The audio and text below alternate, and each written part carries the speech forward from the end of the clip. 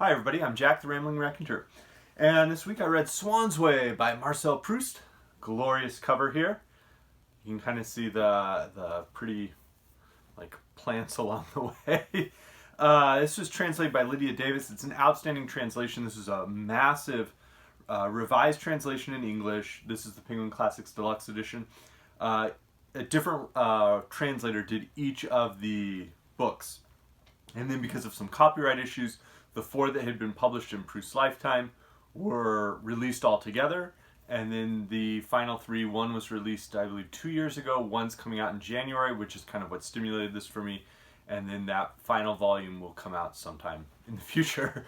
But I first read this work about 10 years ago. It was very dense. It was an intensive read. And I ultimately really enjoyed it. And I decided to revisit it. I think what I'm going to do is read one every other month until the Fugitive comes out in January, and I'll kind of take off with that one. So real quick, involuntary memory, that's a key aspect of Proust, is this idea of involuntary memory. The example that comes to mind for me is last night yesterday, the high school I teach at, we had our senior graduation. We did this really cool drive-through thing that was exciting and fun. I had an umbrella because I was out in the sunny section and I was doing Dick Van Dyke, Mary Poppins type dancing periodically, just trying to help kids and families celebrate in a very different way than they're used to.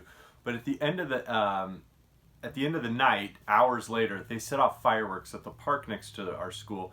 And so I took my kids there and we turned the car around, and my wife got out and I got out, and we watched the fireworks go off pretty far, away from all the other cars. Everybody had spread out. But we got to enjoy that. And so when I think of fireworks, I don't think of fireworks at my high school graduation.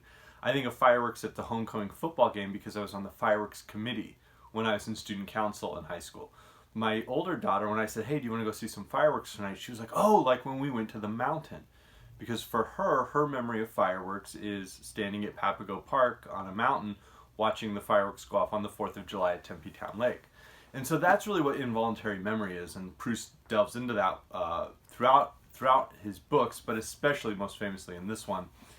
The idea that events or moments come to us and spring on us and just draw all of these moments from our experience out and make them special or make them horrifying or make them joyful, and we imprint our lives through these memories, and it's just a really wonderful sensation.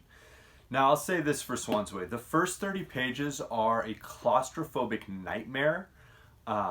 You're basically put in the consciousness of a late middle-aged man who then remembers what it was like to be a young boy, afraid to go to sleep without his mom, giving him a goodnight kiss, and what a nightmare it was for him to try and fall asleep and contrive ways to get his mom to come up and tuck him in. It can be tedious and boring and weird, and even in the 150 pages after that take you into what's called Combray, this area outside of I believe it's outside of Paris, where he had his grandparents' house, and next to that was Monsieur de Swann's Way. And so if they went out and walked one way, they would go the way by Swann, past Charles Swann's house. If they went another way, that was the Gramantis Way, and that will become very important in a later book in the series.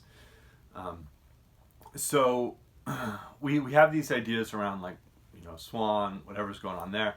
And then suddenly we're transported to a time before the narrator was born, not even to his childhood, but to before he was born. And you get this novel within the novel called Swann in Love that is really pretty. It's really glorious. At one point it was actually made, I believe in the 80s, into a film on its own. Just that section.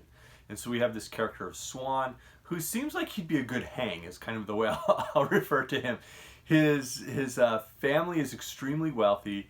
His great-grandparents or grandparents were Jewish but converted.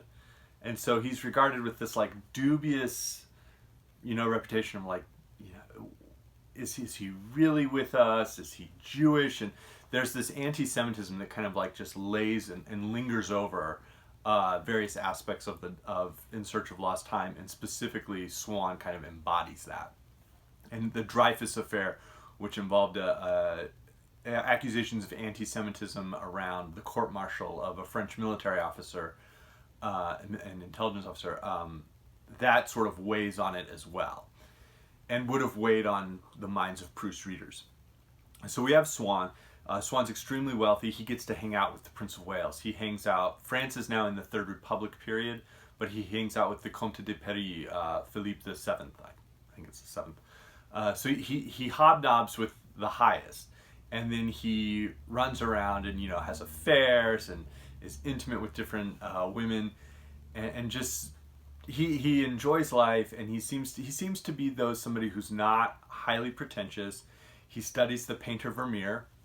He goes to parties, but he also comes and hangs out with the family, with the narrator's family, and the family is somewhat based on Proust's family. The experiences are based on Proust's experiences, but this is not autobiographical fiction. I think that's an important note, is that Proust does not just take his life experiences and other people's life experiences and just record them like a newspaper for a book. He actually takes things, and in my mind, he remembers things in a way similar to the way James Boswell did with the biography of Samuel Johnson. Boswell famously was said, like, remembered with wit. Like, he remembered what he wanted to remember, and artistically manipulated events or withheld things or shifted things to create a better, like, literary experience. And Proust does the same. He famously has his involuntary moment as a narrator when he dips the Madeleine into a cup of tea, or a cup of tea, I believe. And that experience draws him back, launches him back to his childhood. Well, for Proust, it was actually a crust of, like, burned up toast that he dipped in. But he shifts these things. He shifts characters, historical personages and characters. He shifts them. He manipulates them. He makes them into literary creations. And so that's just an important note in my mind. But we're in Swann in Love. So we're experiencing all of these gatherings around Swann, that Swann goes to, and we realize he's in love with this courtesan, Odette de Crécy, who will be important throughout the series, and we see her shift, and basically everything that's at the beginning of the book has shifted in some way by the end, and it's an elliptical narrative. But we have 200 pages of Swann and Odette, and do they love each other, their relationship, and then suddenly we're ripped out of that back to the narrator, and he kind of goes into this meditation about the power of names and what names mean. And from there, he goes on to this experience about how, as a boy, he loved to go play in the Champs-Élysées with this girl Gilberte, who then turns out to be Swann's daughter.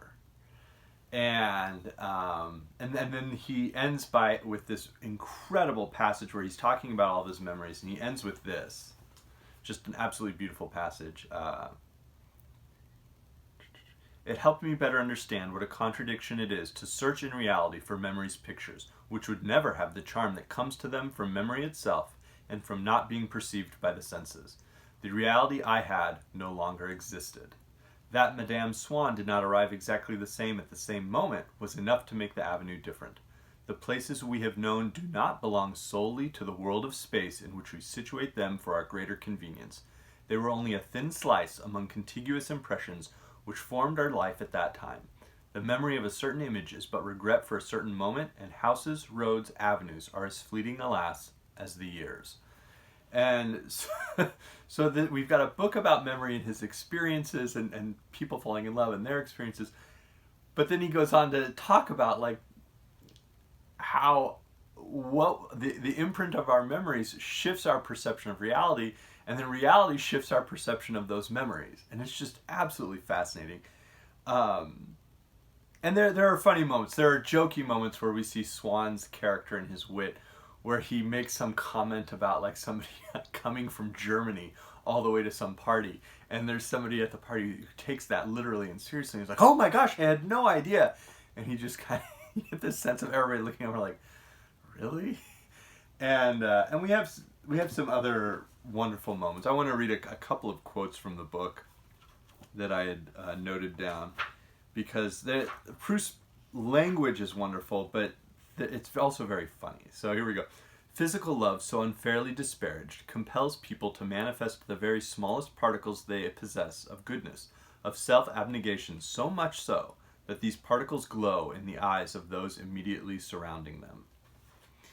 And then in another place, he says, this is how the characters react around Swann falling in love with a courtesan.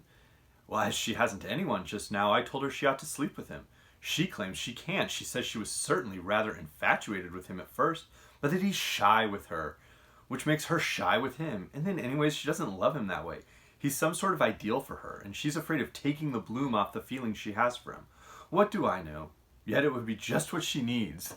And so there's this gossipy style to the language. I think sometimes Proust is conceived of as writing just line after line after line after line of descriptive language, which he does, but he also has these absolutely hysterical little dialogues going on. And it reminds me a little bit of like a Robert Altman film where you have these, or Howard Hawks' His Girl Friday, where you have these characters just talking in circles around each other at this party. And are they really listening to each other, or are they just listening to themselves? As well on love. Other people usually leave us so indifferent that when we have invested in one of them such possibilities of causing us pain and joy, that person seems to belong to another universe, is surrounded with poetry, turns our life into a sort of expanse of emotion in which that person will be more or less close to us. She belonged to that half of the human race in whom the curiosity the other half feels about the people it does not know is replaced by an interest in the people it does. And that's Proust. He's so fascinated by all of these people that are from this generation before him and the generation of him. He's absolutely enthralled by their interactions, their weird mannerisms. We get the Baron de Charlus, who just sort of pops up in this, and his character will be magnified, particularly in The Gramontes Way and Sodom and Gomorrah, volumes 3 and 4. But the character in real life that he's based on, famously, his teeth were so rotten that he would always hold a glove up over his face like this when he would smile, so that nobody would see this like nightmarish maw that he had.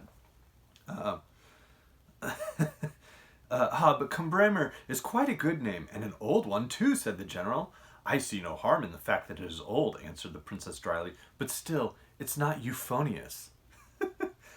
The wisdom of people not in love who believe a man of sense should be unhappy only over a person who is worth it, which is rather like being surprised that anyone should condescend to suffer from cholera because of so small a creature as the comma bacillus.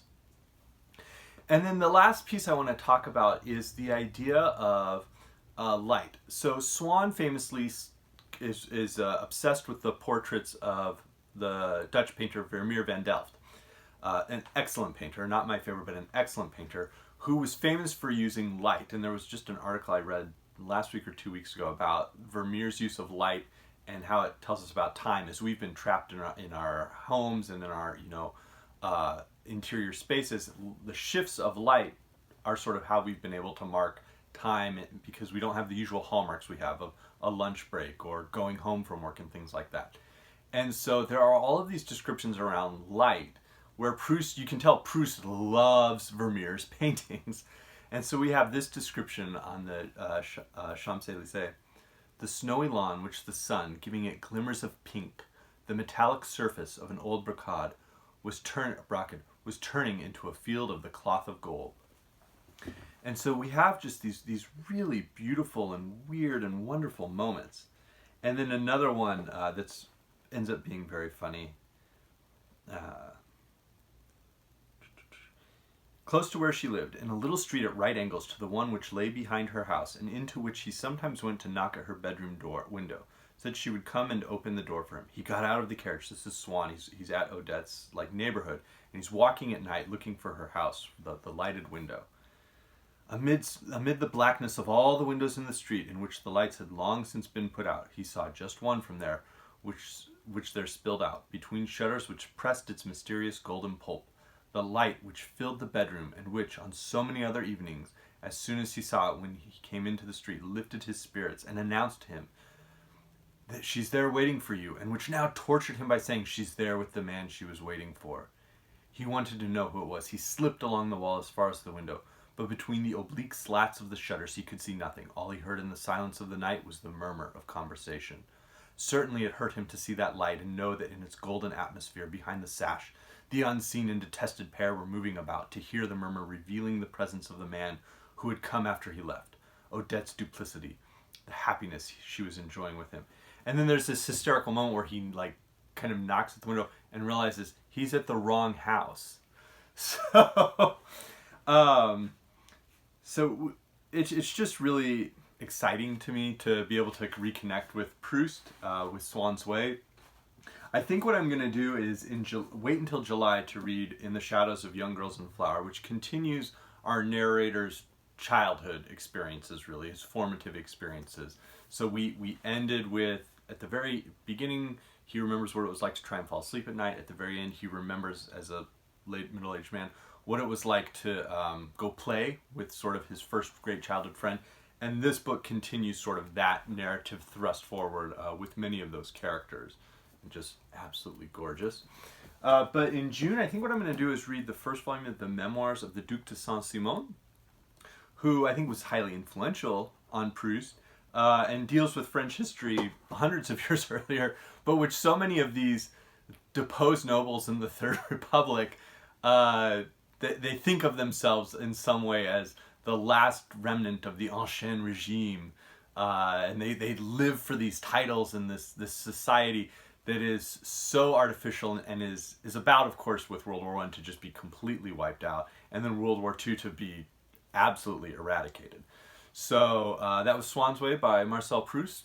Feel free to imprint your memories in the comments, and best, Jack.